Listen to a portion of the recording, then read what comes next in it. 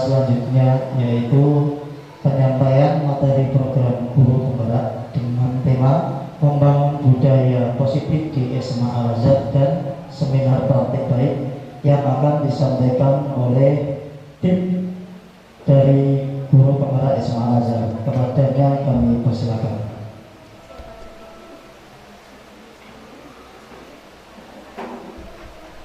Bismillahirrahmanirrahim. Terima kasih sebelumnya saya ucapkan kepada Ibu dan Bapak yang sudah hadir. Saya juga ingin menyampaikan bahwa seminar kali ini adalah tugas negara yang memang amanah yang harus kami laksanakan sebagai calon guru penggerak, yaitu mendakwahkan budaya positif. Baik, akan saya mulai.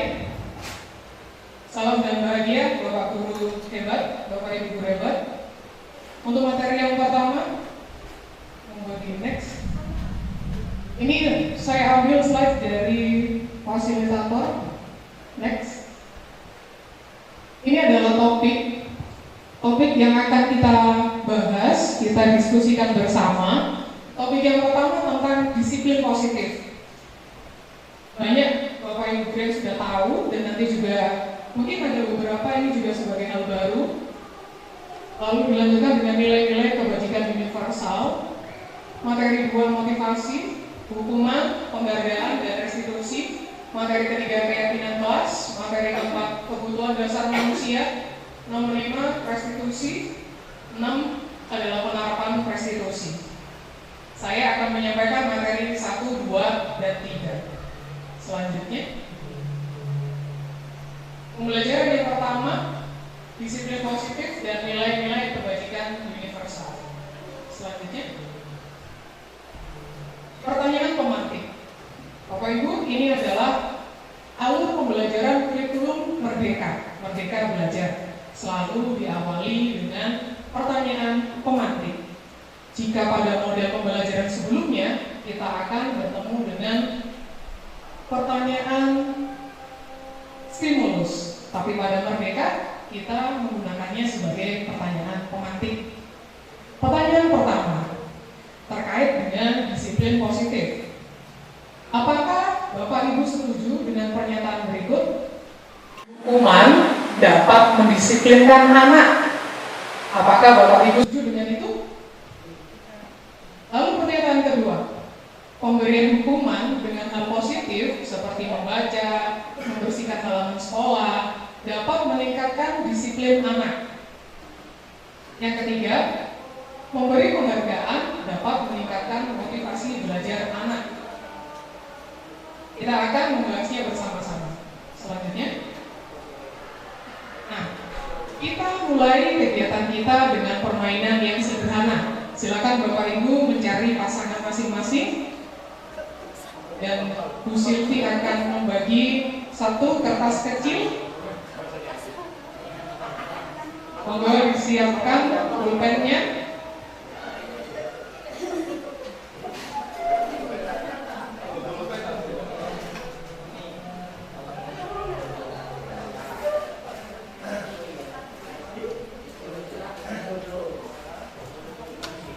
Pada kertas kecil tersebut, Bapak Ibu silakan menulis hal yang paling berharga saat ini.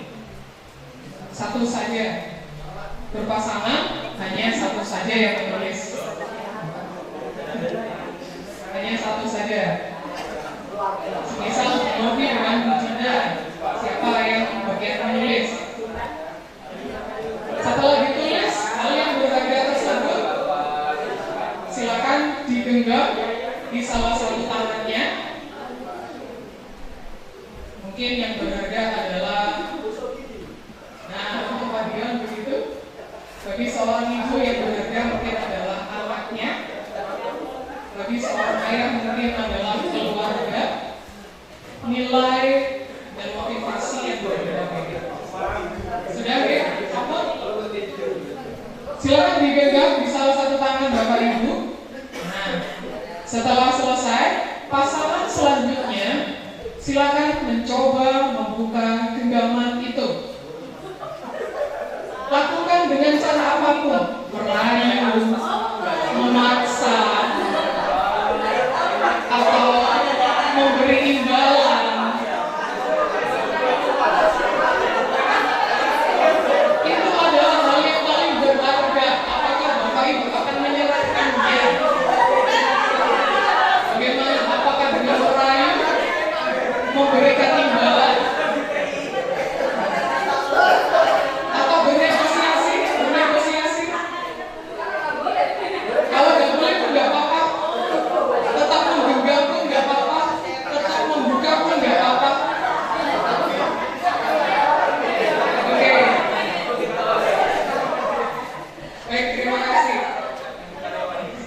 Selanjutnya,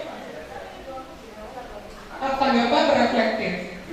Apakah Bapak Ibu bersedia membuka genggamannya? Akan saya coba ke Ustazah. Bagaimana Ustazah tadi? Siapa yang memegang tangan tadi? Ustazah Sinten? Alfi. Apakah Ustazah Alfi membuka tangannya? Enggak. Baik. Bagaimana cara Ustazah Nike untuk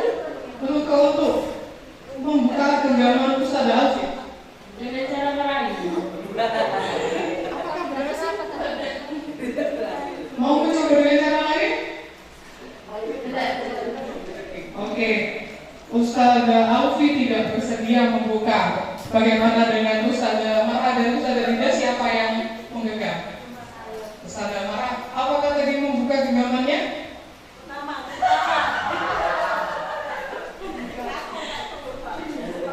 Tadi mau membuka karena sudah memberikan rayuan. Rayuan. Akhirnya enggak ada. Baik, bapak-bapak, saya kesana juga berjumpa bapak-bapak. Ustaz Ibrahim, apakah Ustaz membuka genggamannya tadi? Tanpa usaha apapun dari Pak Ganda. Hanya meminta dengan halus. Ya. Dari permainan yang sederhana ini, Ibu dan Bapak, kita mengarah pada pertanyaan kedua. Siapa sebenarnya pemegang kontrol dari genggaman tangan?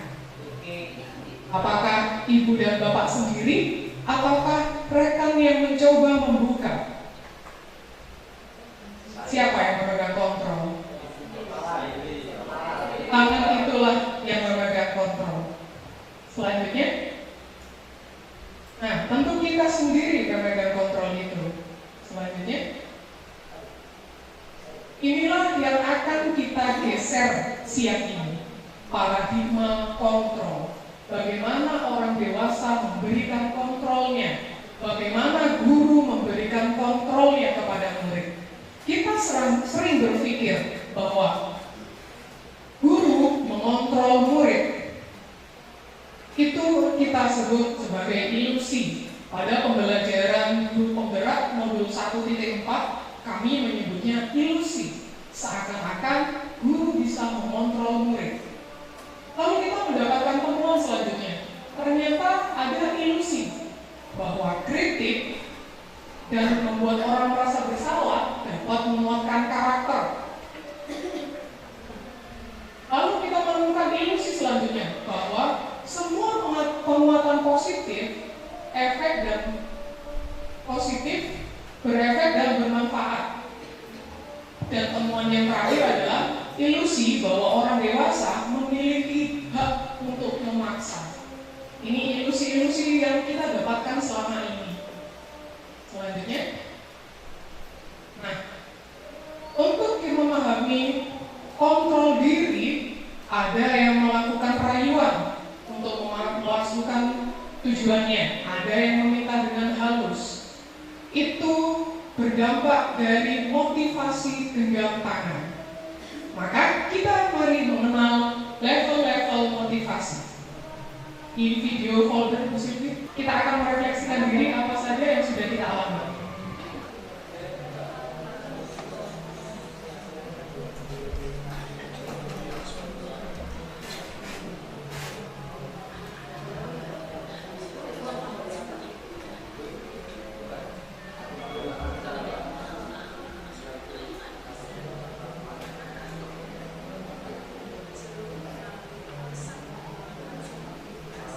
Baik, ini adalah video, mungkin bisa dibaca dari teksnya.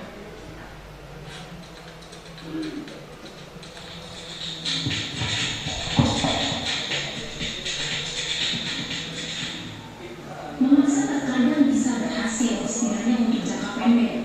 Mungkin anak pada saat itu akan melakukannya karena rasa takut. Namun, ada dampak jangka panjang yang mungkin tidak kita sadari, Ibu dan Bapak Guru. Perilaku tidak akan jadi kebiasaan dalam jangka panjang. Perilaku itu hanya akan dilakukan jika ada paksaan dari luar. Karena perilaku tersebut bukan muncul dari kesadaran internal.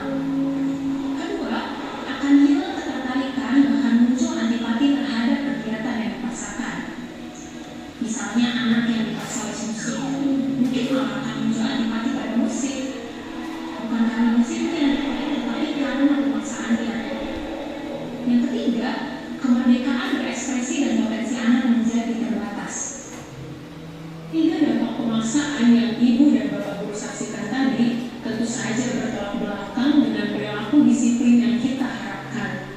Ki Hajar Dewantara mengingatkan bahwa disiplin yang kuat adalah syarat utama untuk mencapai kemerdekaan.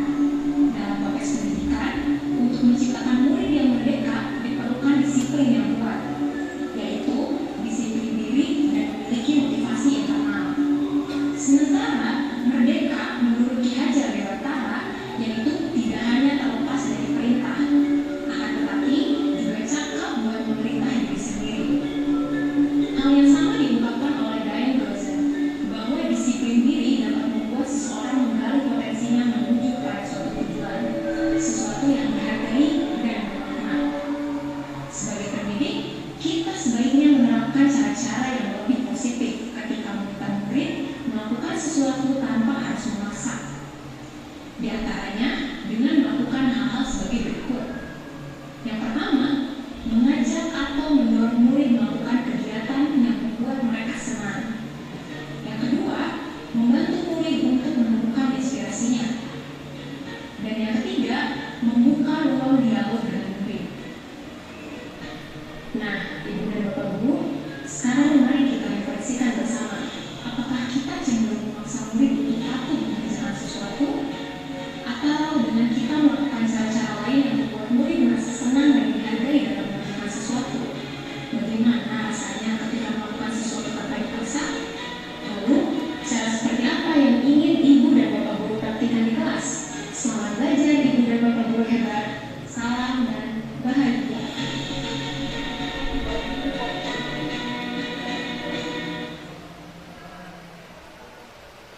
Kembali ke slide, Bu Sulfi.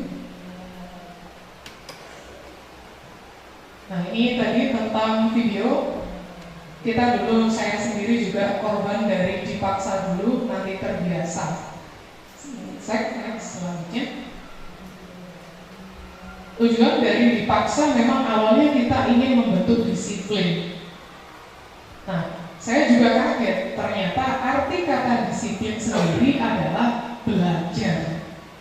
Oh, jadi sebenarnya disiplin itu adalah belajar.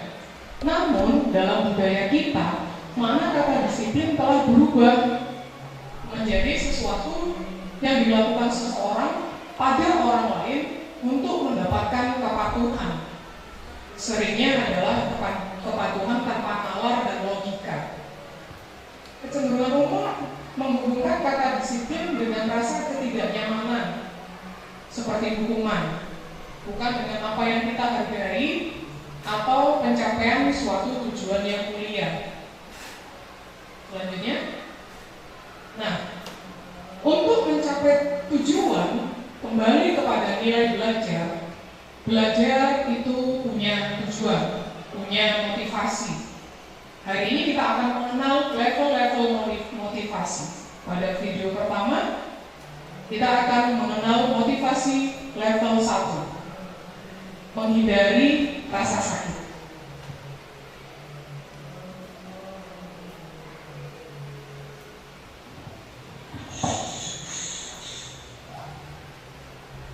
Saat menjadi murid, sebagian dari kita pernah merasakan hukuman. Hukuman antara tidak melakukan, bagi di depan kelas, dicap sebagai pemalas, bodoh karena tidak bisa menjawab soal-soal, dan lain sebagainya. Ibu dan Bapak Guru, apakah praktik-praktik tersebut masih terjadi di kelas kita saat ini?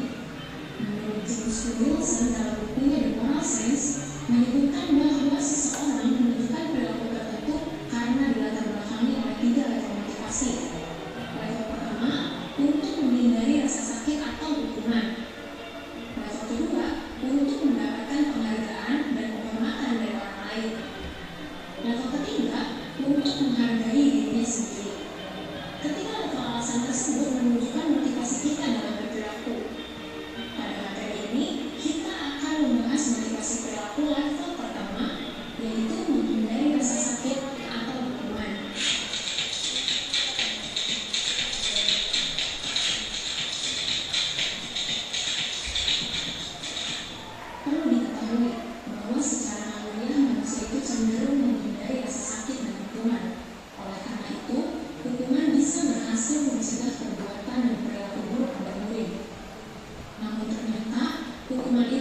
sampingnya loh Ibu dan Bapak Guru.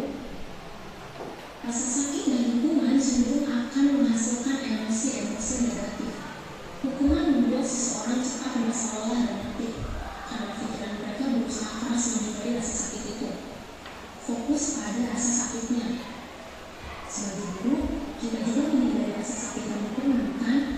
Sebagai contoh, seorang guru datang mengajar tepat waktu, maka motivasinya bisa saja. Yang pertama, menghindari ditegur kepala sekolah dikarenakan guru lain pada saat rapat. Atau yang kedua, menghindari dari perasaan bersalah yang muncul karena dipanggil oleh kepala sekolah karenanya. Nah, sebagai pendidik, sebaiknya kita berhati-hati dalam menyikapi perilaku murid agar dapat menangani dengan tepat. Tidak hanya solusi praktis yang sifatnya sementara, namun juga menyadarkan akan akibat dari perbuatannya. Hal ini akan membantu belajar dari kesalahan dan berusaha untuk tidak mengulanginya lagi. Jika Ibu dan Bapak Guru melihat murid menunjukkan perilaku buruk, coba lakukan 3 hal ini. Yang pertama, jangan langsung menghakimi murid. Coba ajar mereka bicara terlebih dahulu dari hati ke hati. Yang kedua, jadilah pendengar yang baik untuk mereka. Ajar mereka lelah saat murid berbicara. Biarkan saja hingga akhirnya murid menceritakan motivasi dan alasannya melakukan perilaku buruk tersebut. Yang ketiga, bimbing murid untuk memahami konsekuensi apa yang mereka dapatkan atas pilihan dan perilakunya. Murid akan sadar dengan sendirinya tanpa dia pernah mendapatkan hukuman dan rasa sakit. Ibu dan Bapak Guru, mari kita refleksikan bersama. Apakah kita sudah mendekati perilaku yang dengan tepat? Apakah kita memahami perilaku yang ditunjukkannya? Lalu, apa yang bisa kita lakukan agar dapat mengidentifikasi perilaku yang ditunjukkan oleh murid? Selamat belajar Ibu dan Bapak Guru. Salam dan bahagia.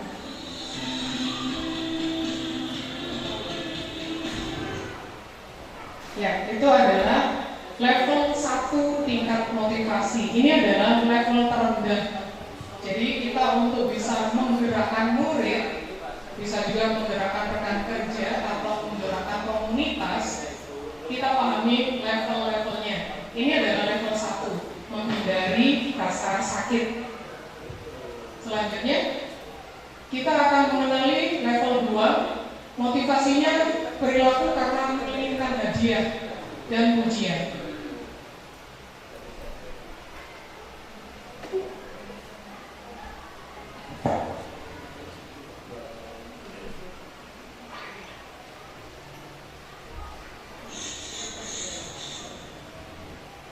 Ibu dan Bapak Guru, masih ingatkah ketika menjadi murid dulu, kita senang dan bahagia saat guru memberikan pujian atau hadiah.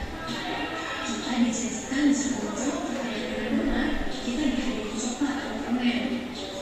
Kita diiming-imingi kalau tugas selesai dengan cepat, kita bisa pulang duluan.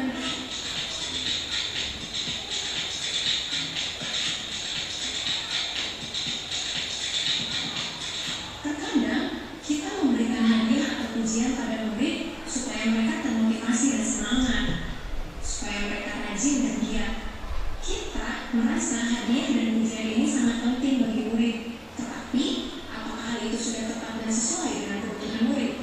Daya dosen menjelaskan bahwa mendapatkan hadiah atau pujian dari orang lain bisa menjadi motivasi.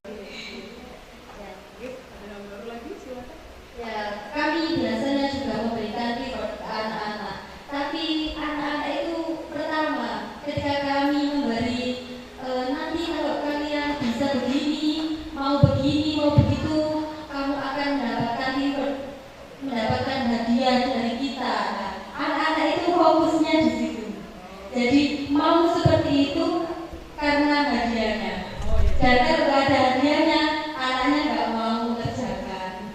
Ya. Seperti video nomor berapa tadi? Seperti nomor 2. Ya. Ini saja. Karena semuanya sudah dikemas oleh tanda tiga. Oh, iya.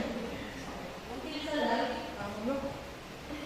Saudara Alfi, pengalamannya ketika bertemu dengan para murid-muridnya, hal yang unik yang bisa dibagikan. Sebenarnya tidak jauh beda dengan penuturan dari saudara Melisa sama Bu Nike ya. dari video 1, 2, dan 3 kita belajar hal baru terkait motivasi dari level 1, 2, maupun 3.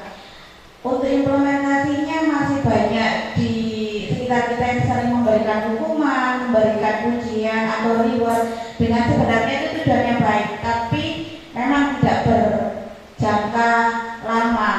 Nah, seperti itu. Jadi saya sendiri sebagai tim kesiswaan pondok mendapatkan ilmu baru di sini bahwa sebenarnya memang butuh untuk memberikan hukuman atau reward, tapi tidak selalu kita itu memberikan itu setiap hari. Jadi ada poin-poin penting yang harus kita perhatikan, seperti kita harus lebih mengenali sisi dari murid yang kita ajar, atau kita lebih ke dari hati ke hati dari video yang terakhir tadi. Ya, terima kasih. Terima kasih Ustaz Alfi. Kita beri apresiasi untuk Ustaz Alfi dari hati ke hati. Selanjutnya, Sylvie. Nah, teori motivasi kita diharapkan bisa memunculkan motivasi internal. Motivasi internal adalah nilai-nilai kebaikan yang ada pada lingkungan dan apa yang dia percayai. Kalau kita sebagai Muslim, agama. Nah, pada kurikulum yang bisa diaplikasikan oleh Nusantara Indonesia Merdeka, nilai-nilai kebaikan yang bisa kita masukkan kepada motivasi internal murid, di sini kita mengambilnya profil pelajar Pancasila. Tapi jika Bapak dan Ibu guru punya nilai-nilai kebajikan lain yang ditanamkan sebagai motivasi internal, dipersilakan. Untuk selanjutnya, ini adalah rangkuman dari motivasi tadi. Motivasi yang paling tinggi dan paling kuat adalah motivasi internal. Selanjutnya, menurut Ki Hajar Dewantoro, merdeka itu artinya tidak hanya terlepas dari perintah, akan tetapi cakap membuat memerintah diri sendiri. Inilah yang dimaksud kontrol diri, yaitu memerintah diri sendiri. Dorongannya dari diri sendiri, semuanya dari diri sendiri. Untuk selanjutnya, ini di skip aja waktunya. Selanjutnya, Bapak Ibu, ini juga hal baru yang baru saya temui. Penghargaan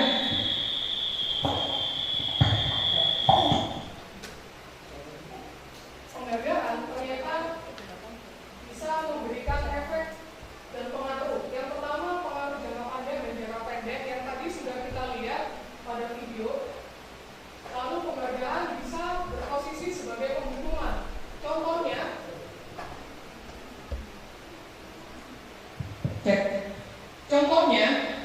penghargaan terhadap anak ranking 1 itu adalah sebuah penghukuman untuk anak yang ranking 2 dan 3.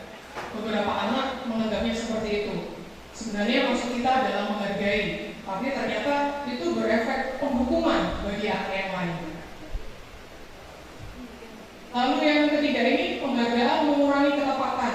Ini sebenarnya adalah hasil dari sebuah penelitian. Ada 2 kelompok, yang kelompoknya tidak diberi reward di awal, sama yang satunya diberi reward di awal. Motivasi teralihkan karena penghargaan mengurangi ketepatan. Efeknya seperti itu. Lalu di sana penghargaan merusak hubungan. Biasanya kita sering menyebutnya sebagai perasaan iri atau perasaan cemburu, seperti itu. Jadi penghargaan kadang-kadang memberi dampak sebagai penghukuman. Lalu selanjutnya penghargaan menurunkan kualitas. Ini sama halnya yang tadi. Ketika kita berfokus pada penghargaan tapi bukan sebuah motivasi internal untuk menciptakan yang kita punyakan, itu bisa membahayakan. Dan penghargaan juga bisa mematikan kreativitas, lalu bisa mengurangi motivasi intrinsik.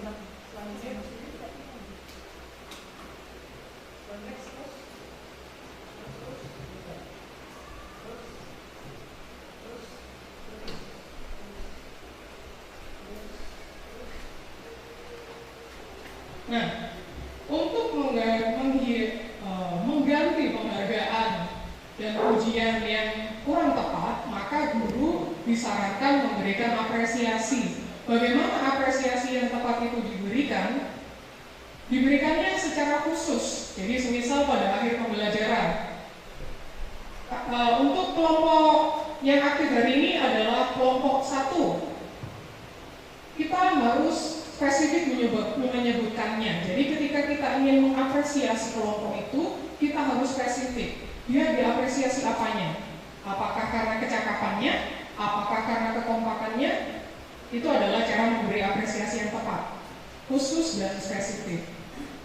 Dan pengakuannya secara pribadi, sama, itu seperti khusus. Jadi semisal ada anak yang sudah melakukan kebaikan, langsung saja sebut namanya. Wah, Tony keren, tadi datangnya tepat waktu, Ibu kagum nih. Secara pribadi, dari hati ke hati, sebut namanya. Apresiasi ini tidak akan bersifat menghukum atau melukai. Diberikan secara konsisten tentu saja dan berfokus pada proses. Kita tahu bahwa proses itu perjalanannya panjang, seperti halnya disiplin. Disiplin adalah tentang proses, karena disiplin adalah belajar. Jadi ketika kita mengapresiasi akan lebih indah jika itu adalah tentang proses, bukan tentang hasil. Selanjutnya, ini adalah contoh memberi apresiasi. Ini untuk pembuka, dan yang diapresiasi adalah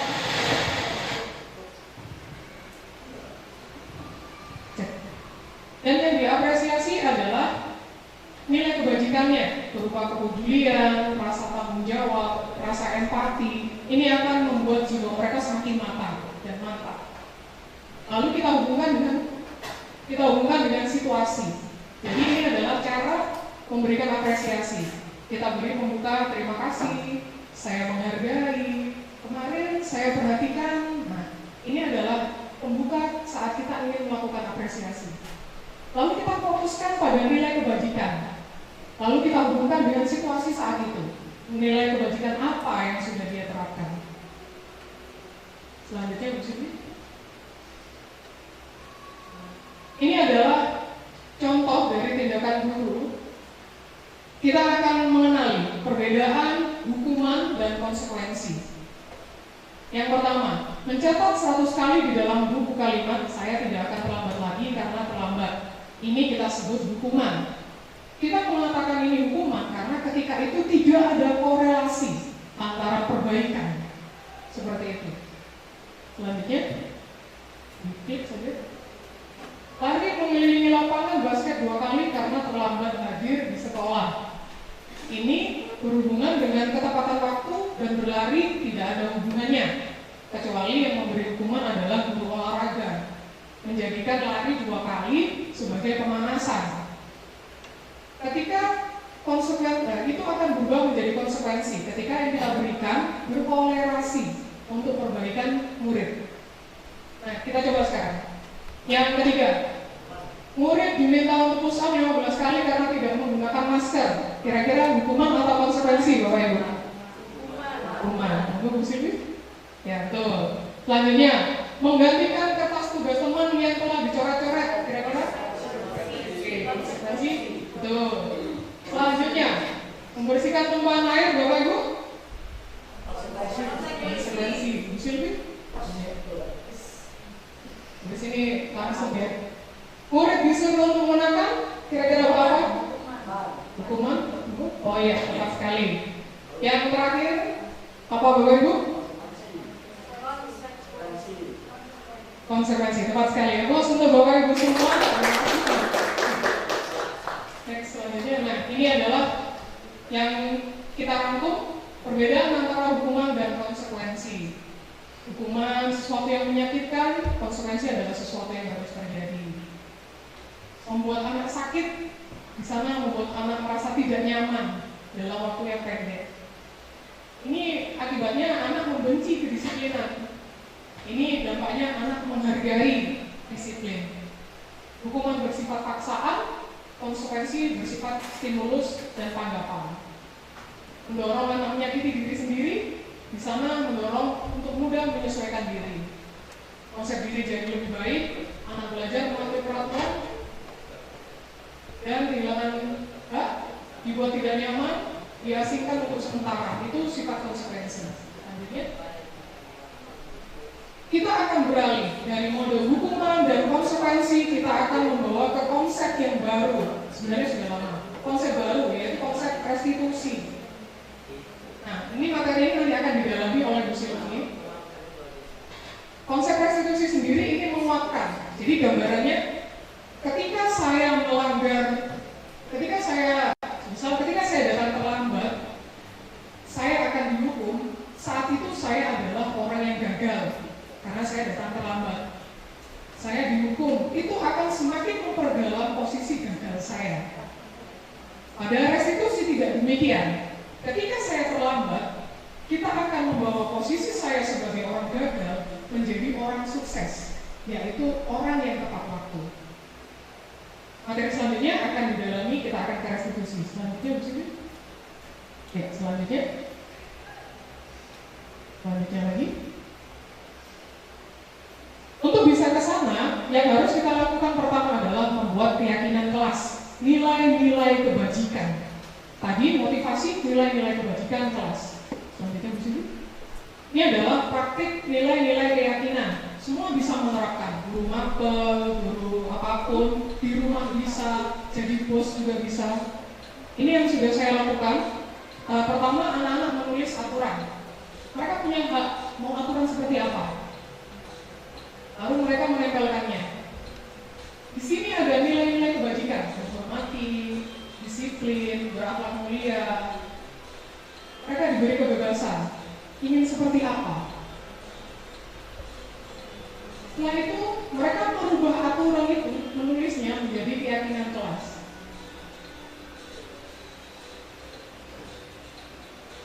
Ini awalnya adalah kelompok diberi kebebasan untuk mengeluarkan idenya, ingin seperti apa sih, keyakinan apa. Lalu disepakati satu kelas, dari kelompok menjadi satu kelas, dan mereka menandatangani keyakinan yang harus mereka pegang.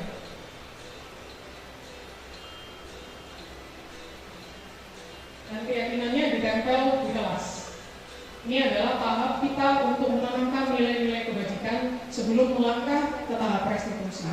Demikian dari saya, selanjutnya akan dibawakan oleh Bu Silvi.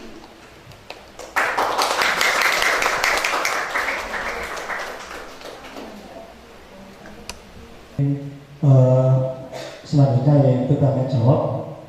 Untuk sekarang saya buka dua pertanyaan dari saudara, mungkin akan ditanyakan. Kami persilakan.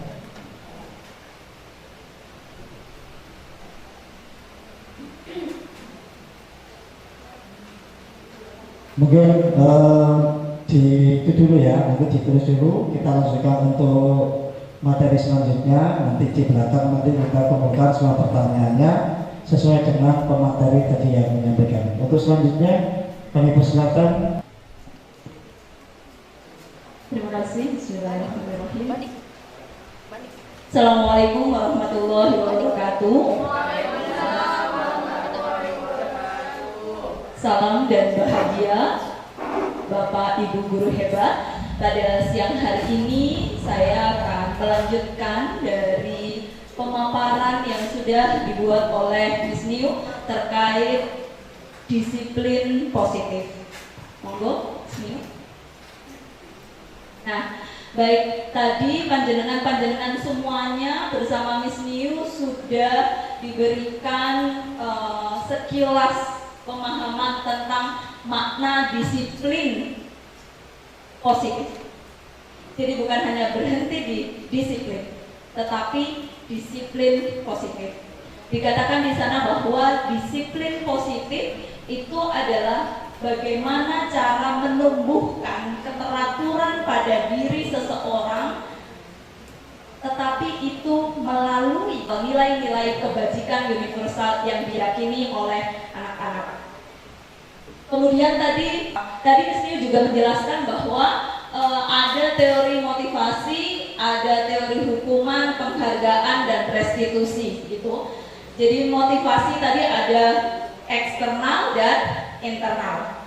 Motivasi yang terkuat adalah motivasi internal. Motivasi internal datangnya dari diri sendiri. Kemudian hukuman, penghargaan dan restitusi. Yang mengagetkan di sini bagi kami, saya juga ketika mengikuti guru penggerak adalah ternyata penghargaan itu juga bisa menjadi sebuah hukuman bagi anak-anak.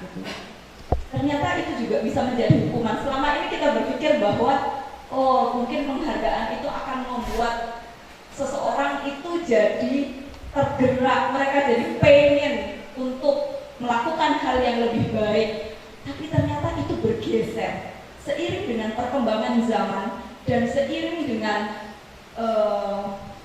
perkembangan dari murid-murid kita yang sekarang kita hadapi itu jauh berbeda dengan kita dulu waktu SMA atau kita dulu waktu sekolah. Anak-anak sekarang mengalami proses dari kecil kemudian remaja yang berbeda dengan masa kecil kita dan remaja kita dulu, sehingga itu menyebabkan perubahan yang luar biasa pada anak-anak.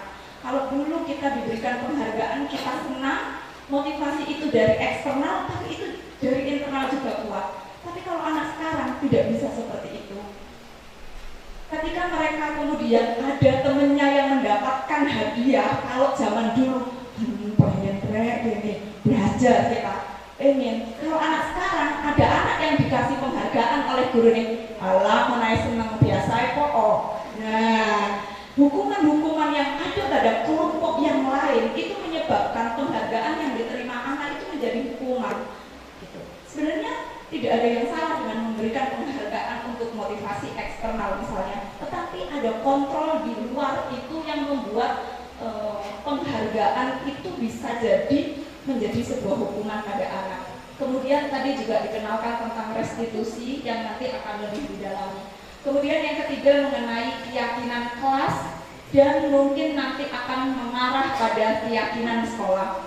Bapak Ibu selama ini mungkin mengenal peraturan sekolah. Misalnya siswa datang pukul 7.00.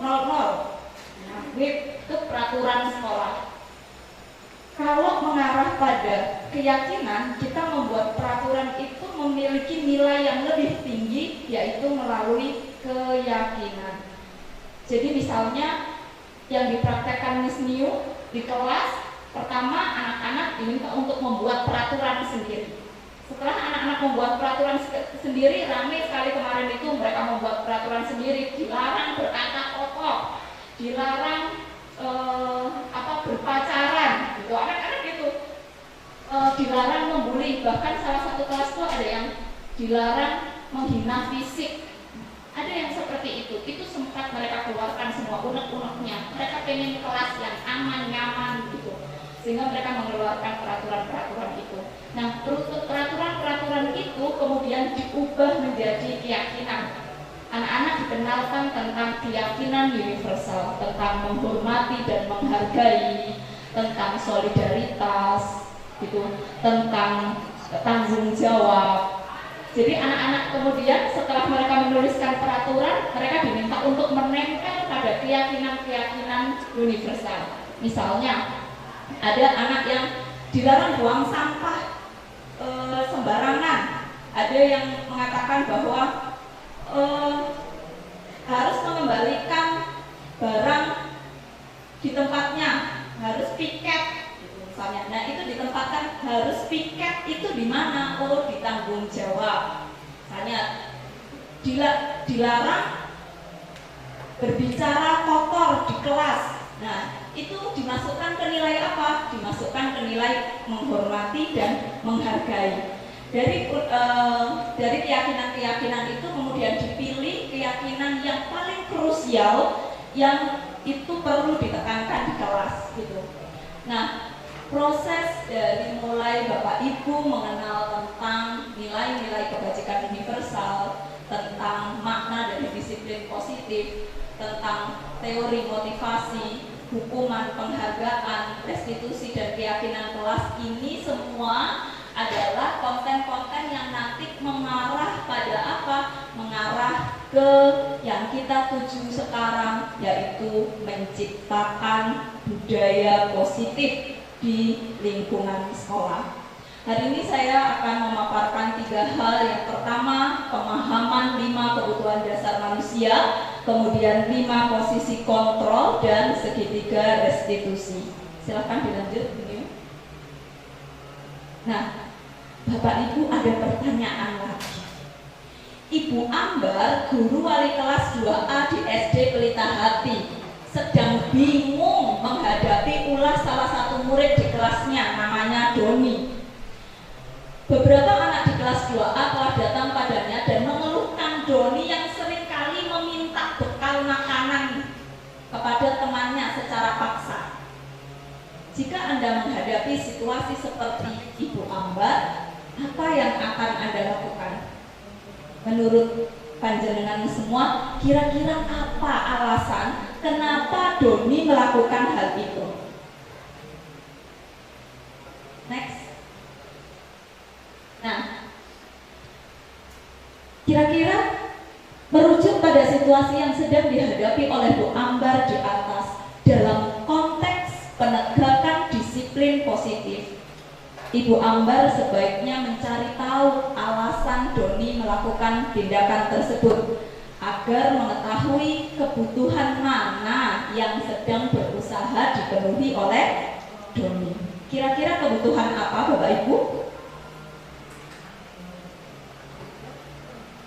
Kebutuhan apa? Nah, oke, baik, mari silahkan dilanjutkan. Ternyata Bapak Ibu, kita itu memiliki 5 kebutuhan dasar manusia. Yang pertama adalah kebutuhan tentang kasih sayang dan rasa ingin diterima. Kemudian yang kedua adalah penguasaan.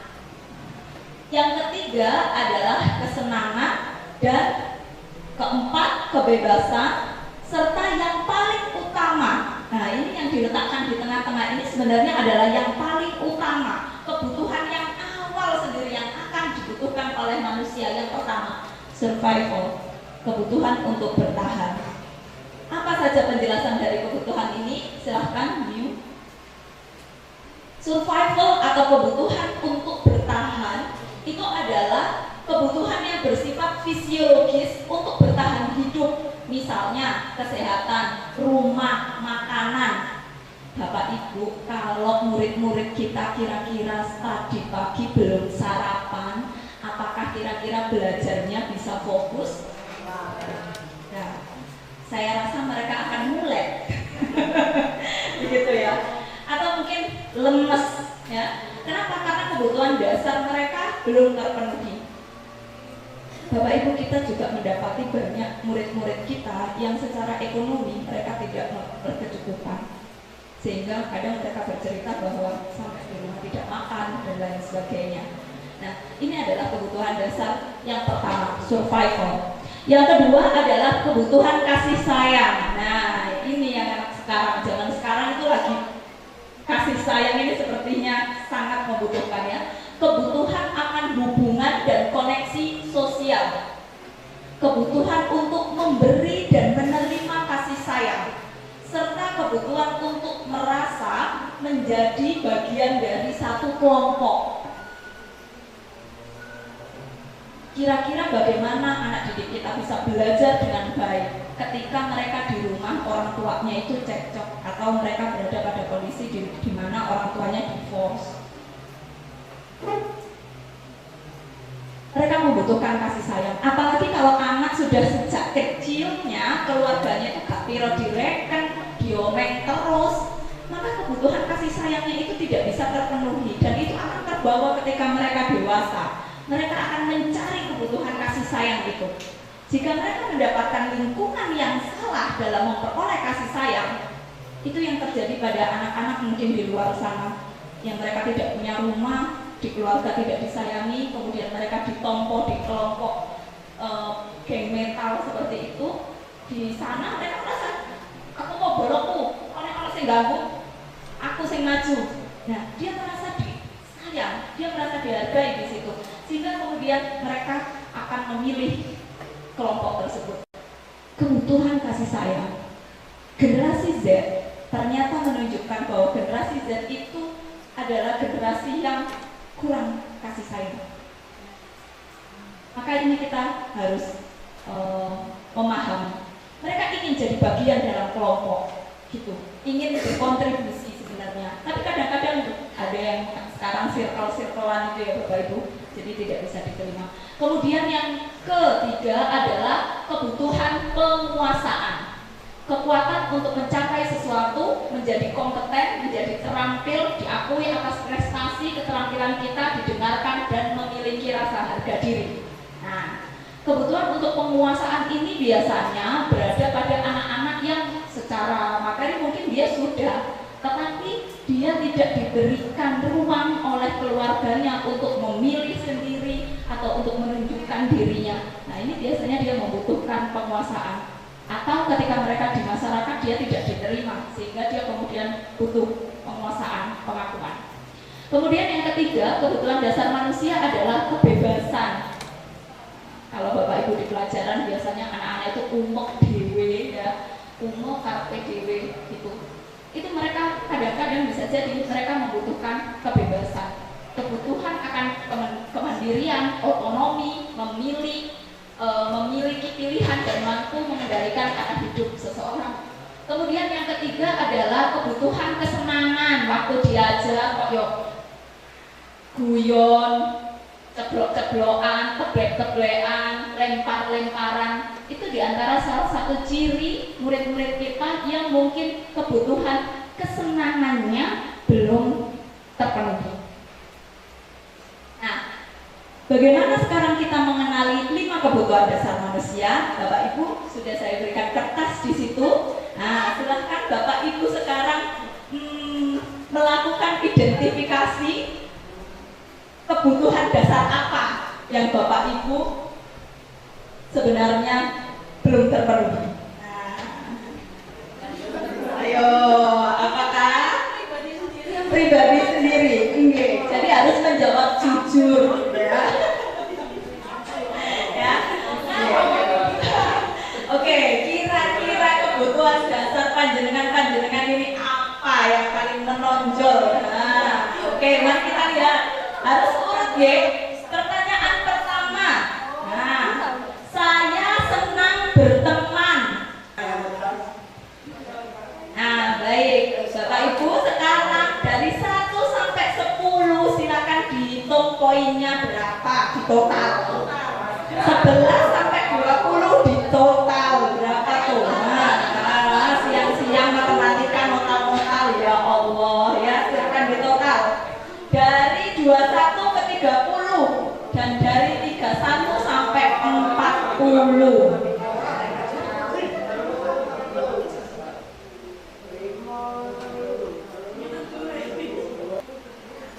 Oke, baik. Bapak Ibu yang sudah menotal semuanya, coba dicek pada poin mana panjenengan itu jumlahnya paling banyak. Nah, oke. Jika paling banyak adalah 1 sampai 10, maka panjenengan itu termasuk orang yang kebutuhan dasarnya perlu dipenuhi itu adalah kasih sayang. Betul sekali. Ya, kemudian nanti pulang langsung minta disayang ya Bapak Ibu, disayang anaknya, disayang anaknya, disayang temannya, disayang orang tuanya gitu ya. Kalau Bapak Ibu tertingginya adalah di poin 11 sampai 20, maka panjenengan adalah tipe orang yang kebutuhan dasarnya adalah kekuasaan. Nah, betul sekali Bu Novi. Tipenya ada kekuasaan. Iya, kurang punya kuasa. Enggak. Iya, dia pengen tampil tapi itu sementara ini kadang belum mendapat pengakuan sehingga dia perlu ada pengakuan. Siapa kira-kira Bu Novi? Murid kita yang perlu dipenuhi kekuasaannya menurut sampean siapa?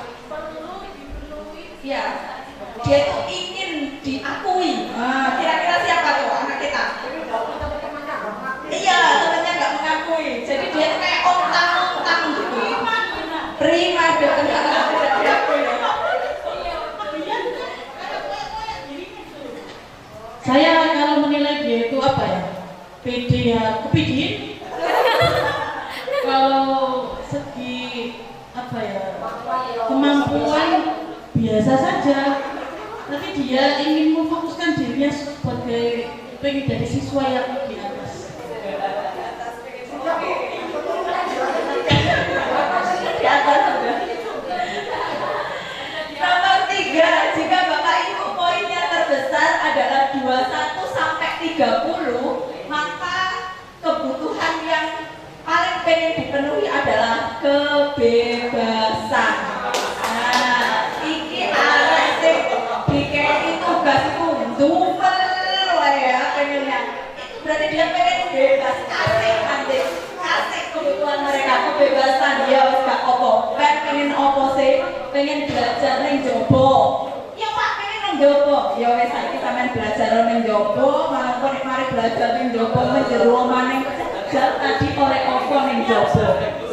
Kasih kebebasannya. Nah, kalau yang terakhir di 31 sampai 40 ya sudah ada contekannya. Ini berarti anak-anak yang membutuhkan kesenangan. Nah, 31 40 ya ada jalan-jalan ya, kesenangan. Berarti itu mereka main-mainnya itu kurang. Biasanya arek sing anggone kelas iku yo kowe diterangno Jawa jawil koncone wae arek nulis pensilnya diambil. Nah, ini adalah tipe anak yang kebutuhan dasar kesenangannya belum terpenuhi. Lalu seperti apa caranya kalau kita sebagai guru itu sudah mengidentifikasi anak itu siapa? Pak Dio berapa Pak Dio? Saya, oke nanti saya sampaikan.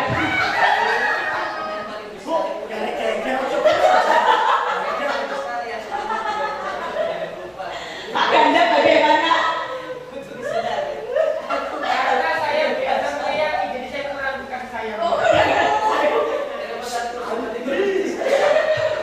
Baik, kita kembali. Lalu bagaimana ketika di kelas itu kita menemui anak-anak itu yang setelah kita analisis, wah anak ini kayak kebutuhan kesenangannya kurang.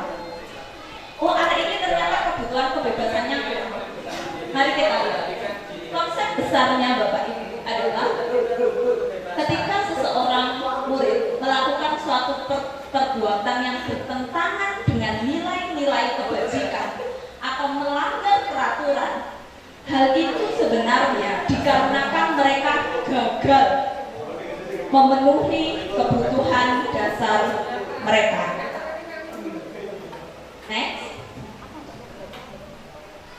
Nah, mari kita lihat kira-kira kebutuhan dasar apa yang diperlukan anak nih. Ada Bimo, seorang anak TKB selalu berlari keluar kelas menuju jalan raya di depan sekolahnya yang ramai dengan kendaraan. Tingkahnya membuat guru Bu Ani bingung dan seringkali lari mengejarnya. Ada berapa kemungkinan jawaban yang diberikan Bimo? Kalau anak itu ketika ditanya, Bimo, pengen pokok melari sampai memburi-memburi. Saya senang main kejar-kejaran dengan ibu guru, seru. Kira-kira kebutuhan apa yang ingin dipenuhi oleh anak itu? Kasih saya. Mari kita lihat. Jawaban kita nggak ada bunyi. Oh enggak. Saya lupa. Ya betul sekali. Berarti ini adalah kebutuhan kasih sayang yang dia belum dapatkan. Ada kaitannya dengan ini. Aku senang. Nah, aku senang main kejar-kejaran, betul kata Pak Dion, minta diperhatikan. Murid-murid kita caper ini kan wakil ya. Oh ya Allah. Jadi itu mereka itu di rumah kenapa? Karena di rumah itu mereka tidak mendapatkan kasih sayang orang tuanya, sehingga di sekolah mereka itu berharap mereka mendapatkan kasih sayang dari guru-guru. Lanjut. Hingga seorang anak kelas 3 SD begitu tiba di rumah sepulang dari sekolah nangis dan mengadu pada ibunya bahwa dia benci pada ibu gurunya. Nah, menurut Anda kebutuhan apa yang berusaha dipenuhi oleh Dinda jika jawabannya ketika ditanya begini, Dinda lapo nangis? Ternyata ibu guru bilang aku tidak boleh bersenandung sewaktu mengerjakan tugas. katanya kelas harus tenang, tidak ada suara, kan nggak seru jadinya. Nah, kebutuhan apa kira-kira? Kan nggak seru, berarti kesenangan. Dia pengen seru. Nah, nggak seru, itu kuncinya kesenangan. Yang ketiga, tahun ini Dimas genap berusia 17 tahun. Dia senang sekali ketika kakaknya mulai mengajarkan dia menyetir mobil. Nah, dia suka menyetir mobil lancar. Ketika ibu bertanya pada Dimas, apa yang membuat ia ingin bisa menyetir mobil? Jawabannya adalah menyetir mobil itu seru. Berarti apa? Seru. Nah, kuncinya adalah seru, maka itu adalah kesenangan. Nah, sekarang Bapak Ibu sudah mengetahui bagaimana mengidentifikasi kebutuhan siswa. Tadi dikatakan ketika siswa kita melakukan pelanggaran, itu ternyata ada kebutuhan yang mungkin belum terpenuhi. Nah, kebutuhan dasar apa sih yang belum terpenuhi, dan bagaimana kita sebagai guru itu menyikapi itu. Lanjut. Nah, dalam bukunya menurut Diana, dalam bukunya mengatakan bahwa guru perlu meninjau kembali penerapan disiplin di dalam ruang-ruang kelas mereka selama ini. Apakah telah efektif? Apakah sudah berpusat pada murid? Apakah sudah memerdekakan? Dan apakah sudah memandirikan murid? Tanda tanya. Apakah yang sudah kita lakukan itu sudah ini? Karena ini adalah pusat dari pemikiran Ki Hajar Dewantara yang menyatakan bahwa sekolah, pendidikan itu semua harus berpusat pada murid. Lanjut. Nah, ini yang selanjutnya akan kita diskusikan. Setelah Bapak Ibu mengetahui tentang kebutuhan dasar dari manusia, maka sekarang adalah kita melihat 5 posisi kontrol kita sebagai guru di sekolah. Nah, kira-kira Bapak Ibu yang mana? Posisi pertama, kontrol pertama adalah penghukum.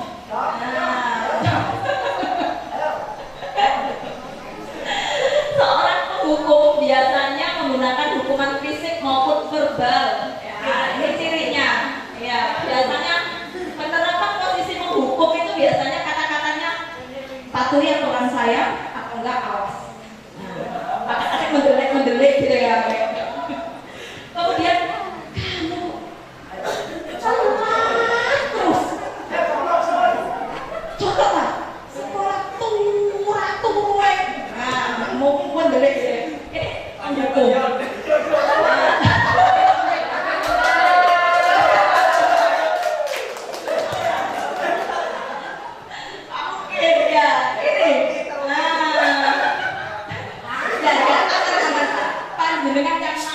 Silakan.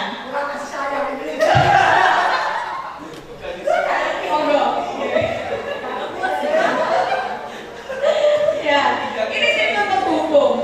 Kalau Bapak Ibu menerapkan penghukum, ini yang saya baca ya Bapak Ibu. Nah, ini kemungkinan murid itu akan marah, dendam, atau bersifat agresif.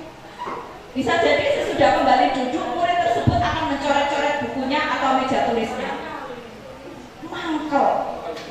Nah, mari kita tanyakan kepada anak-anak kita yang ada di depan. Freya. Wah, gimana perasaannya Freya? Pernah dihukum Freya? Oke, silakan diceritakan. Jujur. aku.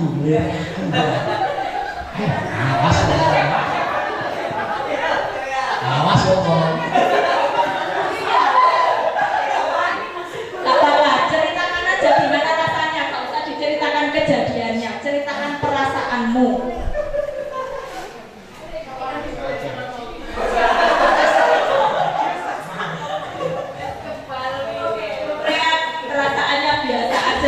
dihukum? Kenapa kamu merasa biasa aja? Tidak tahu, matanya nggak bisa semua. Saya salah. Oke, soalnya dia tahu dia salah. Berarti itu yang ada pada Freya adalah sudah motivasinya sudah apa? Intrinsik. Dia sudah memahami aku keliru, yo wis aku dihukum, aku terima. Nah, kita tanya ke selanjutnya adalah Vio. Pernah dihukum Vio? Oh nggak pernah, orang baik-baik. Habib bagaimana?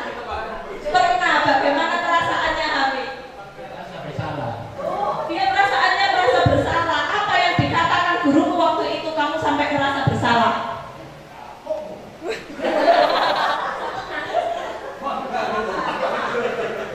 Tidak mengulangi kesalahan tersebut. Oke, kesalahan apa yang kamu lakukan waktu itu? Pernah telat 1 kali. Oh, pernah telat 1 kali, dimarahin terus dia merasa, aduh, aku merasa bersalah. Oke, baik. Ini ada tipe penghukum Bapak Ibu. Jadi kemungkinan murid marah menendam ya. Nanti siap-siap ya, kameramen. Oke, selanjutnya. Selanjutnya adalah ini, pemberi rasa bersalah. Saya termasuk pelakunya. Saya termasuk pelaku orang yang pernah merasa memberi rasa bersalah karena saya pikir waktu itu anak dengan ya Allah dulu saya gak sama orang tua sampean. Terus anak itu menurut saya waktu itu anak itu iya Miss maaf Miss saya bersalah. Terus habis itu ya gak ulangi lagi kamu orang tua itu harus mengeluarkan uang sebanyak itu untuk sampai kerja untuk sampai kerja di opo sampai koyokmu sampai koyok ini. Nah ini saya dan ternyata Bapak Ibu Guru pemberi rasa bersalah itu sifatnya lebih kejam daripada pembunuhan. Jadi saya waktu membaca modul ini saya kaget, ya Allah saya berdosa. Karena ternyata saya pelakunya. Iya. Oh Pak mungkin pernah ada pengalaman. Oke Pak mungkin silakan bercerita.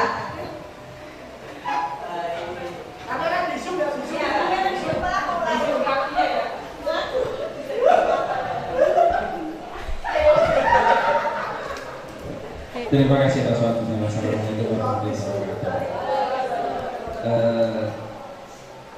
Kalau dari awal yang sudah disampaikan narasumber pertama itu kok kebetulan juga ada yang nyantol dengan selama ini yang saya lakukan interaksi dengan anak itu juga banyak sekali yang nyantol. Meskipun dalam pembelajaran saya kalau ya mungkin awal yang hadir di sini siswa-siswi kita, anak-anak kita ini belum sepenuhnya berinteraksi.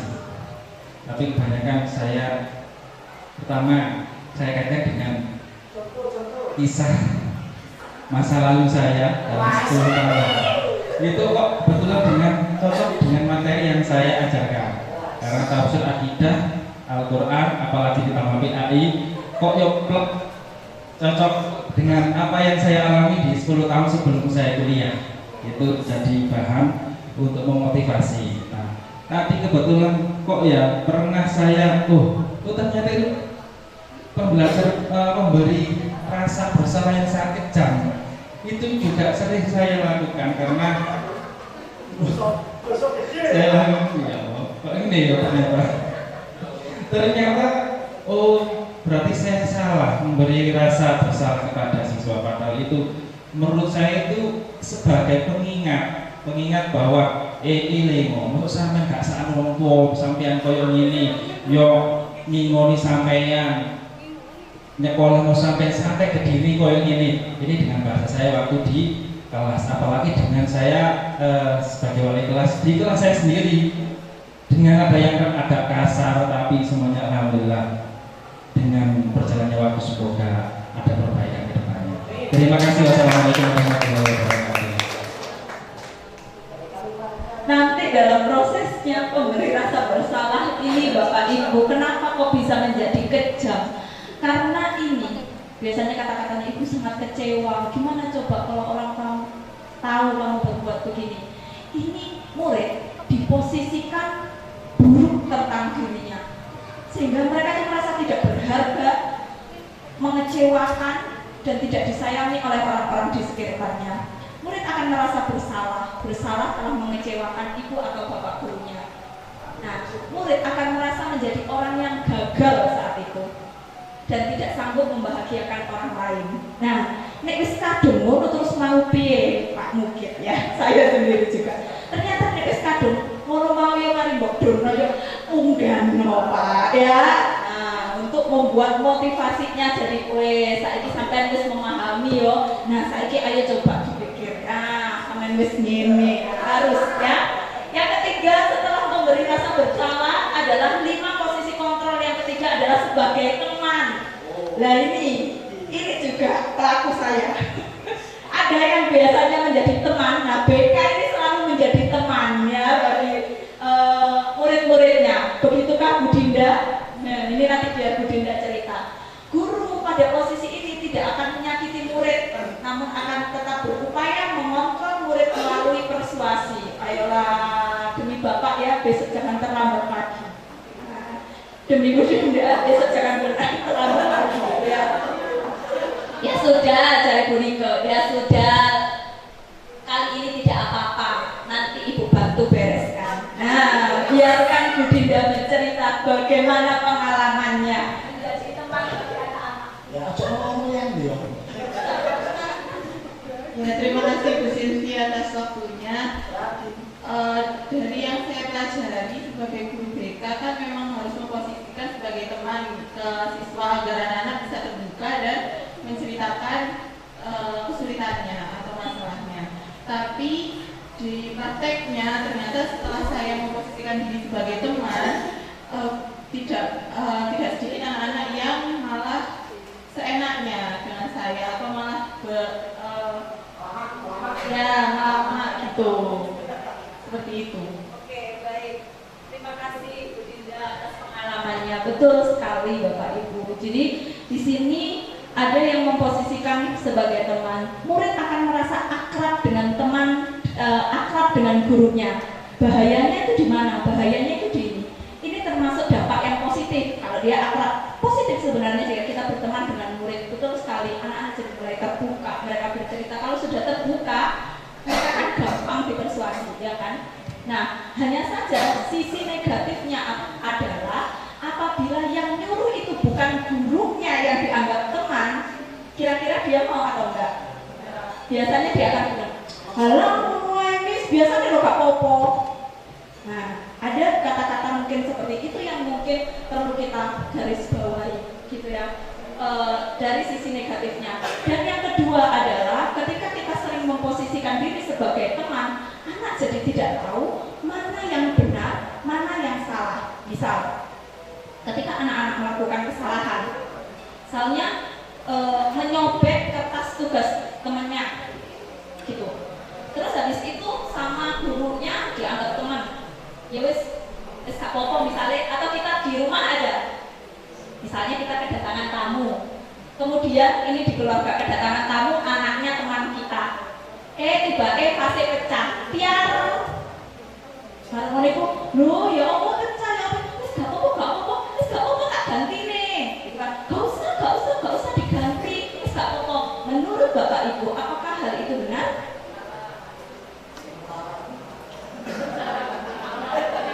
Ternyata hal itu menurut buku adalah hal yang kurang tepat. Bapak Ibu bisa menempatkan diri sebagai teman sekaligus menerima seandainya orang itu mau memberikan timbal balik, karena ini kan sebenarnya tanggung jawabnya dia. Ketika kamu melakukan kesalahan, kamu ingin memperbaikinya, berikan kesempatan mereka untuk memperbaiki itu.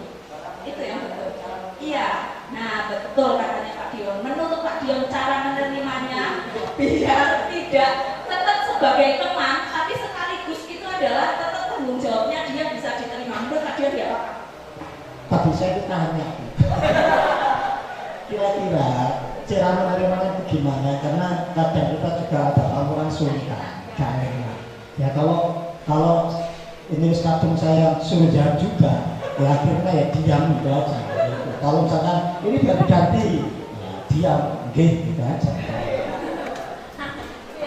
Ya boleh, jadi kayak gitu tetep oh gitu mau ya wes apa-apa gantian piro sih aku orang ganti ngono ya wes pokoknya aku gantine meneh roti britoples siji. Nah tapi kalau kita mau berteman ya udah misalnya harganya mahal tuh 100.000, kalau kita berteman bisa mau gak sengaja ya kan, tapi nggak apa-apa. Nah dengan begitu orang akan tahu ini keliru dan dia harus bertanggung jawab untuk itu.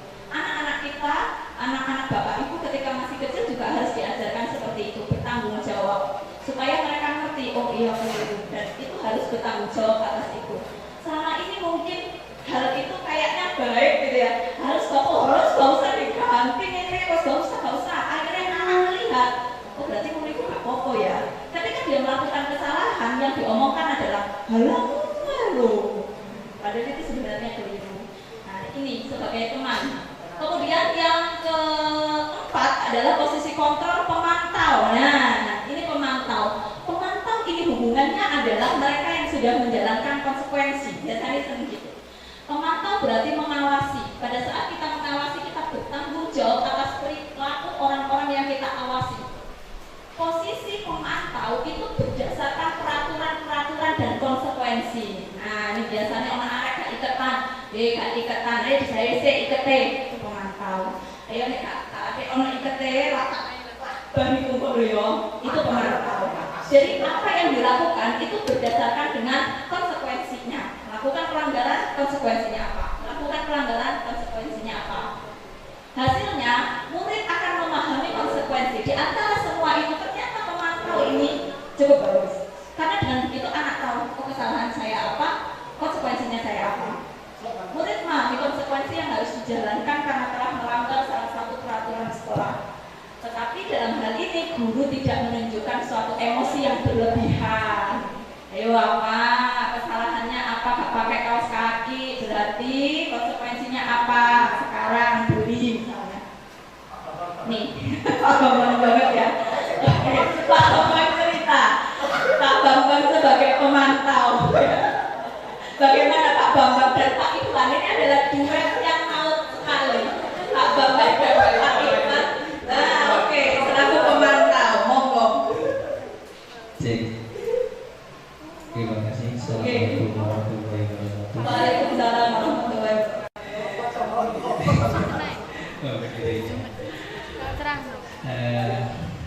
Cerita panjang boleh?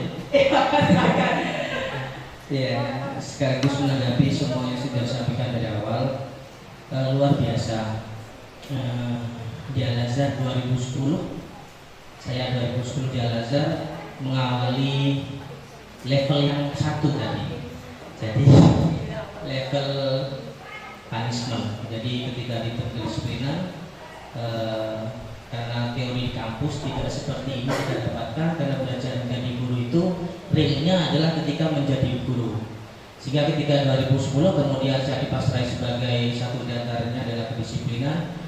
Ya saya mulai dengan level yang pertama, yaitu bagaimana membuat siswa itu sakit dengan punishment. Mohon maaf ya, mungkin Ustaz dan Maratus yang dulu murid saya tahu seperti saya apa dulu. Ustaz tadi mungkin juga tahu dulu ketika jadi murid saya. Jadi seperti apa dulu saya itu level satunya keras ya, level satunya keras. Tapi lambat tahun 2010 kemudian berganti tahun, berganti kepala sekolah ya, bertemu dengan Ustaz Mudipan, kemudian beliaunya mulai menggesek saya, memoles bahwa Ustaz Iwan apa tidak ada cara lain selain dengan level 1 tadi. Nah di situ kemudian saya mulai berpikir bahwa harus naik level ini, naik level, tidak lagi menggunakan angkutan tangan atau gampang, karena saya termasuk ya begitu dulu, saya gampang main tangan 2010 itu. Kemudian tahun berikutnya mulai naik level dengan harapan memang ada perubahan, tidak hanya dengan punishment tapi membuat yang level 2 tadi. Apa tadi yang level 2 tadi terkait dengan saya berusaha yang kedua.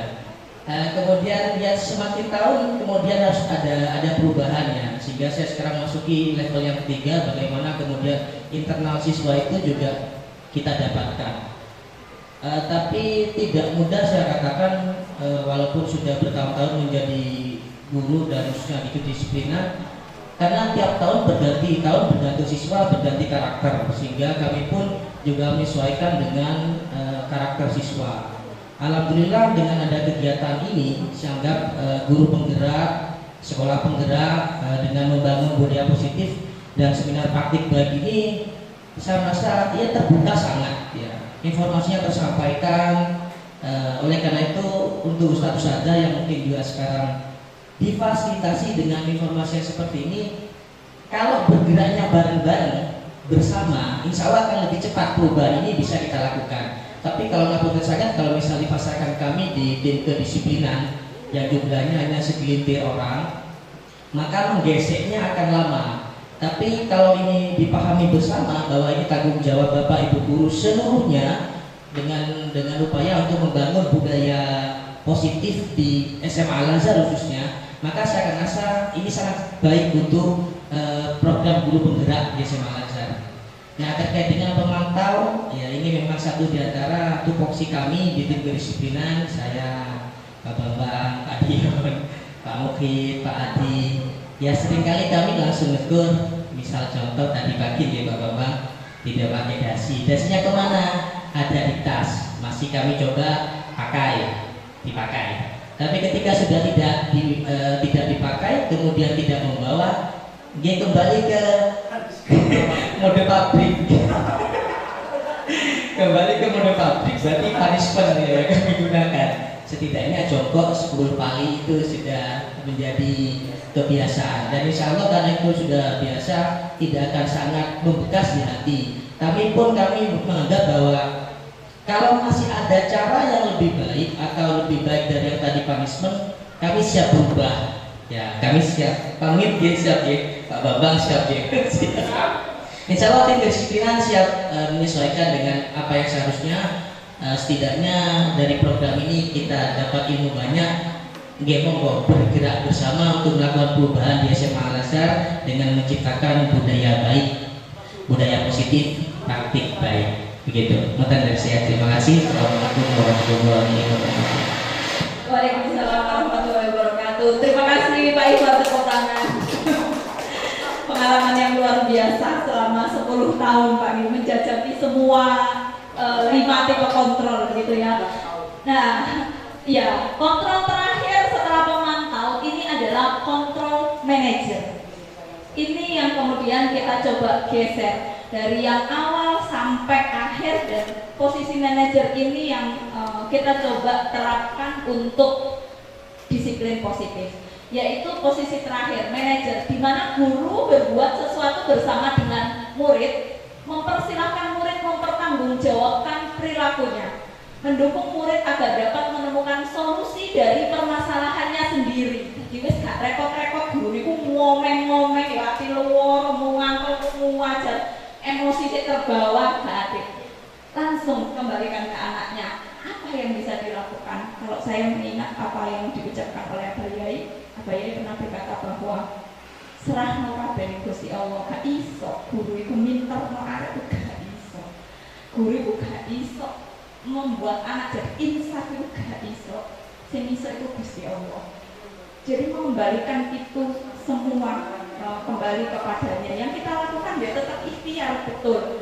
Tapi nanti emosi kita menjadi jadi. Sehingga yang kita lakukan adalah kita mendekati mereka dengan posisi manajer. Kita kembalikan lagi. Freya terlambat. Oke, Freya. Kira-kira apa yang harus dilakukan supaya Freya tidak terlambat lagi? Apa? Oh iya, ini. Mengembalikan lagi ke apa yang mereka yakini. Apa yang mereka yakini. Tadi kalau di kelas-kelas, beberapa kelas itu sudah membuat keyakinan kelas. Apa yang kira-kira nek terlambat ikut masa depannya sampai kayak piye. Nah, dikembalikan nih. Pada posisi manajer fokus pada murid, bukan untuk membahagiakan guru atau orang tua. Murid tahu apa yang salah dan bagaimana cara memperbaikinya, dan guru bertugas untuk menjadi manajernya. salahnya opo, kira-kira apa yang harus dilakukan dari kesalahanmu itu. Nah, ini nanti akan mengarah pada yang namanya segitiga restitusi. Ya, terus bunyi kayaknya itu ini enggak ada. Nah, segitiga restitusi. Tetapi Bapak Ibu, berdasarkan pengalaman yang saya peroleh selama guru pemula kemarin, fasilitatornya itu ngasih tahu saya gini, Bapak Ibu gak apa-apa, jadi menjadi tadi misalnya ada kalak-kalaknya menjadi penghukum, ada kalak-kalaknya menjadi teman. Betul kata Pak Iwan tadi, channelnya itu harus disetel gitu ya Pak Iwan ya. Berdasarkan channelnya itu tadi, kadang jadi teman, kadang jadi misalnya jadi apa yang nomor 4 tadi, pemantau begitu di channel, tetapi sebisa mungkin untuk tidak menghukum dan tidak merasa bersalah. Kalau wis terlanjur merasa bersalah, misalnya itu kok salahnya itu adalah cara satu-satunya hari ini iso berubah, lakukan gak apa-apa, tapi jangan lupa dinaikkan lagi anaknya supaya dia tidak merasa gagal gitu. Boleh menjadi teman seperti Bu Dinda, diawali dengan menjadi teman dulu. Nah, ternyata kemarin ada yang bercerita bagaimana prakteknya melakukan menjadi dari pemantau, manajer, dan melakukan restitusi selama di sekolahnya gitu. Nanti akan saya ceritakan. Oke, lanjut ini. Saya kecewa sekali dengan kamu. Nah, ini yang siapa yang mengemukakan itu kira-kira? Tipe apa? Iya, pemberi rasa bersalah. Kamu tidak pernah benar melakukannya. Penghukum, ayolah lakukan demi Bapak Ibu. Teman, apakah kamu mau mendapatkan stiker bintang ini? Teman, bagaimana kamu bisa menyelesaikan masalah ini? Manajer, kamu selalu yang paling terakhir. Penghukum, ya next. Segitiga restitusi ini yang kemudian menjadi salah satu cara yang bisa diterapkan untuk bisa menangani hal seperti itu, kaitannya dengan membentuk disiplin positif. Next. Dalam segitiga restitusi itu ada 3 hal yang perlu dilakukan. Yang pertama adalah kita harus menstabilkan identitas dulu. Ketika ada anak melakukan membuat masalah, dipanggil. Pertama kita stabilkan identitas dulu. Kalau sudah dimarahi, anak itu cenderung akan ngeles. Nah, saat mereka ngeles, kita stabilkan dulu identitasnya. Nah, gak apa-apa, membuat kesalahan itu hal yang manusiawi. Kabeh manusia itu membuat salah. Pak Ibu Guru juga pernah membuat salah. Tidak apa manusia yang sempurna. Nah, apakah kamu mau menyelesaikan masalah ini? Enggak. Iki sing keliru biasa iki. Tenang. Bapak Ibu Guru tidak tertarik untuk mengetahui siapa yang salah. Bapak Ibu Guru tertarik untuk menyelesaikan masalah ini. Next. Yang kedua yang bisa dilakukan sesudah mereka tenang dengan permasalahannya, baru kita memvalidasi kebutuhannya. Membantu siswa mengenali lagi. Misalnya dia muring-muring, ngelokno koncone, karena koncone ku mau ngelokno bapake, misalnya terjadi anak koncone ngelokno bapake, akhirnya dia muring-muring karena bapake diilok-ilokno, dijotoslah hari itu mau, dipanggillah dia di PK, kita tahu lah kok sampai kok jotos koncone ku mang. Nah itu bapakku gini, distabilkan dulu. Oh iya kabeh menungso tahu salah, mangkel ya sampe mangkel, sampe gepuk mau, iya saya pukul, oh mangkel sampe. Iya asli ngono sampe iso melakukan hal yang lebih, tapi ternyata sampe wis menahan diri, ternyata gak sampe lakoni ngono iku mau, gak apa-apa. Validasi kebutuhannya. Kamu pasti punya alasan lah sih sampe melakukan itu.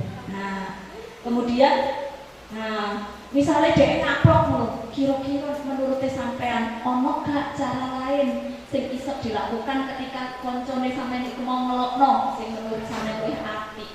Kira-kira diapakno nek ono koncone ngono. Sing mikir apa ya? Nah, dia akan mengembalikan itu pada sesuatu yang baik karena kita mengemukakannya dengan baik. Apakah kamu bisa melakukan itu dengan lebih baik besok ketika diperlakukan seperti itu? Tanyakan lagi. Setelah kita memvalidasi kebutuhannya, yang terakhir adalah kita harus next new adalah menanyakan keyakinannya. sampean dikapok ngono gelem ora. Rasane loro ngono iku berarti sampean melanggar keyakinan sampean sing opo. Soalnya kan untuk melakukan restitusi ini tadi, betul Bu Niu tadi harus melakukan keyakinan kelas. Kita harus mengenalkan mereka keyakinan kebijakan universal tadi, nilai-nilai kebajikan universal. Kita kembalikan ke situ. Misalnya kasih sayang nih, iya. Kamu berkata kotor sama temanmu. Berarti nilai keyakinan apa yang kamu langgar? Menghargai dan menghormati nih, iya. Di situ. Terus anak diarahkan pada kamu kan sudah melakukan kesalahan itu. Saiki apa carane sampean menurut sampean apa yang bisa sampean lakukan untuk menyelesaikan masalah sampean dengan arek iku mau. Berikan mereka kesempatan untuk melakukan itu. Nah, itu adalah langkah-langkah dari segitiga restitusi. Bapak Ibu memang prosesnya akan sangat panjang dan kadang-kala gagal. Gak apa-apa. Lakukan lagi. Perubahan itu memang prosesnya akan sangat panjang. Jangankan anak-anak, kita sendiri untuk melakukan proses perubahan itu panjang prosesnya. Sehingga ketika melakukan segitiga restitusi dan gagal, tetap lakukan. Itu pesannya katanya. Nah, ini yang saya ceritakan tadi, bahwa di sekolah lain ini Pak Iwan ada sekolah yang cerita gitu ya, disiplinan ya kan nggak mungkin kita anak terlambat terus malah dilakukan segitiga restitusi kesukuenan itu kudu mlebu arek opo carane. Nah, ini kita harus bersinergi, melakukan sinergi. Pada saat itu Bapak Ibu bisa menjadi pemantau apa konsekuensinya kalau terlambat. Konsekuensinya misalnya ini. Oke, lakukan dulu konsekuensinya. Setelah itu biarkan BK masuk melakukan restitusi. Biarkan wali kelas masuk melakukan restitusi. Begitu katanya ini kelompok kerjanya itu. Jadi nanti tim kedisiplinan adalah menegakkan konsekuensi yang karena mereka melakukan, dan kemudian BK wali kelas dan Bapak Ibu guru yang lain bisa turut serta untuk melakukan restitusi. Tidak hanya BK, guru sendiri di kelas bisa melakukan restitusi. Misalnya ketika ruangnya pelajaran, ngomong aja, masuk di restitusi di sini, kan juga kober. Ini seperti pelajaran yang entek. Maka yang dilakukan adalah saat itu juga saya bisa melakukan tindakan yang sesuai dengan konsekuensi.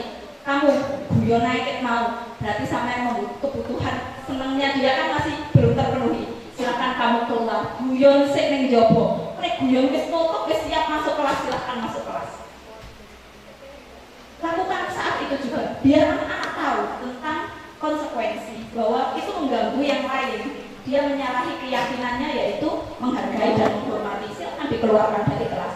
Setelah itu pelajaran selesai, sampai yang keluar, ayo ikut saya, lakukan restitusi. Begitu.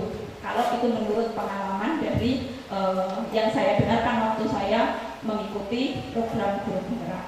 Nah, Bapak Ibu, itu tadi serangkaian dari yang bisa kita lakukan untuk menciptakan budaya disiplin positif di sekolah kita. Kita sudah berkomitmen bahwa ayo kita sama-sama saling membantu tim kedisiplinan, membantu BK. Misalnya ada yang tidak pakai ciput, semua ikut menertibkan. Misalnya katanya Pak Dion usul, kalau misalnya anak perempuan nggak ikut ciput, silakan keluar, tidak mengikuti pelajaran. Misalnya itu tadi salah satu contoh, semua bisa ikut. Jadi Bu Marta ketika di kelas mengetahui ada yang nggak ikut, ayo keluar dulu, tidak boleh mengikuti gitu. Karena kamu menyalahi keyakinannya apa? Keyakinan bertakwa, beriman dan bertakwa kepada Tuhan Yang Maha Esa, yaitu menutup aurat. Nah, itu bisa kita terapkan. Itu saling bekerja sama untuk menciptakan budaya positif. Begitu juga dengan ketika kita berbicara, sebisa mungkin dengan anak-anak kita selalu mengarahkan pada hal-hal yang positif. Bapak Ibu nih ono guru nih atau muridnya cerita hal yang negatif, misalnya tentang tugas ini, tugasnya guru ini, yang sebaiknya kita tumbuhkan adalah hal yang positif. Tanyakan, sama ini oleh pelajaran menurut senengnya opo. Nah, diarahkan kembali ke yang positif, ya, sehingga anak-anak sudah tidak lagi berfokus pada hal yang negatif, tetapi pada yang hal positif. Baik Bapak Ibu, itu tadi yang bisa saya sampaikan terkait tentang budaya positif, bahwa memang perlu ada kesamaan tujuan gitu, antara siswa dan guru melalui komunikasi yang baik untuk bagaimana mencapai atau membangun budaya positif dalam rangka tujuan kita mendirikan sekolah ini menjadi guru. Tidak lain adalah, kalau menurut Ki Hajar Dewantara, adalah untuk membangun kodrat anak-anak itu agar mereka bisa mencapai keselamatan dan kebahagiaan di masa yang akan datang, baik sebagai individu maupun sebagai anggota masyarakat. Baik, terima kasih. Wabillahi taufiq wal hidayah. Wassalamualaikum warahmatullahi wabarakatuh.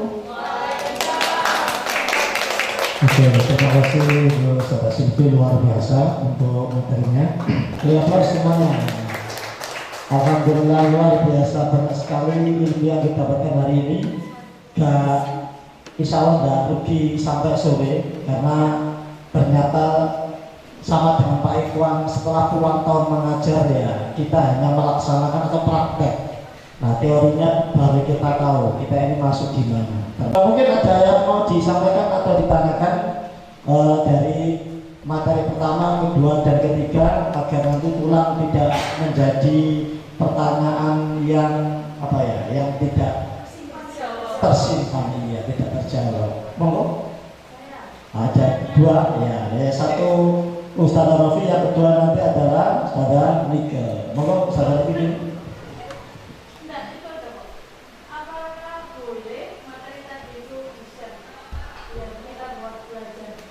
Oh ya, nggak apa-apa, nanti di-share ya, dijadikan satu ya, dijadikan satu, di-share di grup, nanti yang pondok nanti bisa minta ustadz-ustadz yang ada di pondok gitu.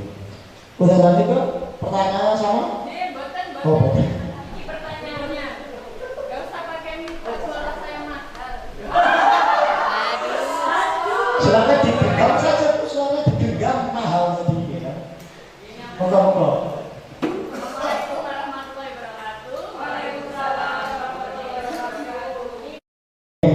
Yang mau berkolaborasi, banyak ilmu yang belum kita dapatkan, banyak ilmu yang belum kita terapkan, maka tidak salah mutu yang ada di SMA Al-Azhar, maju bersama, hebat semua. Ya, itu saja untuk kegiatan hari ini. Saya sebagai pembawa acara, jika ada hal yang saya sampaikan kurang atau banyak, saya mohon maaf yang sebesar-besarnya. Saya akhiri. Assalamualaikum warahmatullahi wabarakatuh. Dan terakhir ditutup dengan doa oleh Ustaz Mukhid. Pada Ustaz Mukhid kami persilakan. Oke.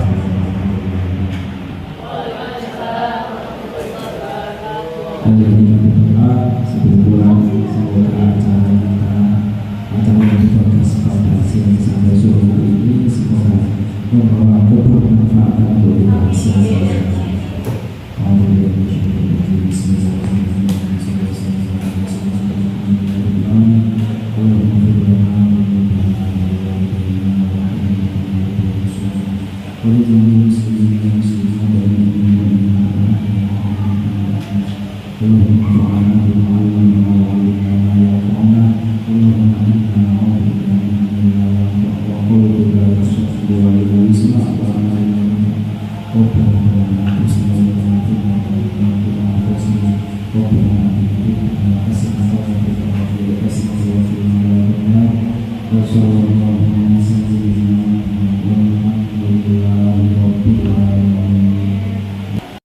Komunitas belajar